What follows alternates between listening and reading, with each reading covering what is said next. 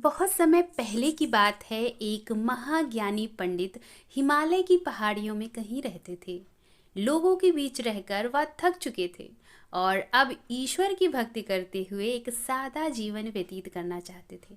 लेकिन उनकी प्रसिद्धि इतनी थी कि लोग दुर्गम पहाड़ियों, सकरे रास्ते, नदी, झरनों को पार करके भी उनसे मिलना चाहते थे। उनका मानना था कि यह विद्वान उनकी हर समस्या का समाधान कर सकता है। इस बार भी कुछ लोग ढूंढते हुए उनकी कुटिया में आ पहुंचे। पंडित जी ने उन्हें इंतजार करने के लिए कहा।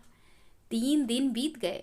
अब और भी लोग वहां पहुंच गए। जब लोगों के लिए जगह कम पड़ने लगी तो पंडित जी बोले, आज मैं आप सभी के प्रश्नों का उत्तर दूंगा, पर आपको वचन देना होगा कि यहाँ से जाने के बाद किसी को इस स्थान के बारे में नहीं बताएंगे, ताकि आज के बाद मैं एकांत में रहकर साधना कर सकूं। चलिए अपनी अपनी समस्या बताइए।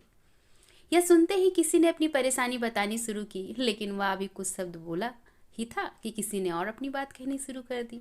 सभी जानते थे कि आज के बाद पंडित जी से बात करने का मौका नहीं मिलेगा, इसीलिए वे सब जल्दी जल्दी अपना बात रखना शुरू करते हैं। कुछ ही देर बाद वह दृश्य मछली बाजार जैसा हो जाता है।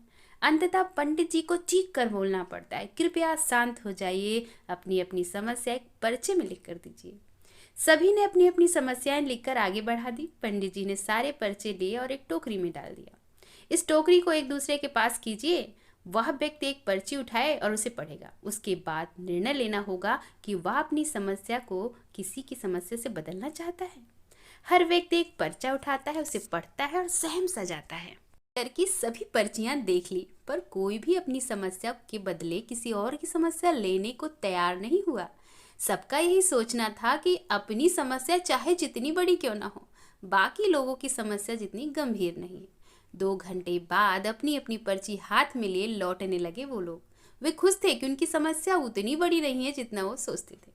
बड़ी समस्या आती ही रहेगी, ऐसे में दुख ही होकर उसी के बारे में सोचने से अच्छा है कि हम अपना ध्यान उसके निवारण में लगाएं, और अगर उसका कोई सोल्यूशन ही ना हो तो अन्य प्रोडक्टिव चीज़ों पर फोकस करें। हमें लगता है कि सबसे बड़ी समस्या हमारी ही है, पर यकीन जानिए इस दुनिया में लोगों के पास इतनी बड़ी बड़ी प्रॉब्लम है कि हमारी तो उनके सामने कुछ भी नहीं है। इसीलिए ईश्वर ने जो भी दिया है उसके लिए थैंकफुल रहिए और एक खुशहाल जीवन जीने का प्रयास कीजिए। दोस्तों, अगर आपको ये कहानी पसंद आई हो तो वीडियो को लाइक और चैनल को सब्सक्राइब जरूर करें।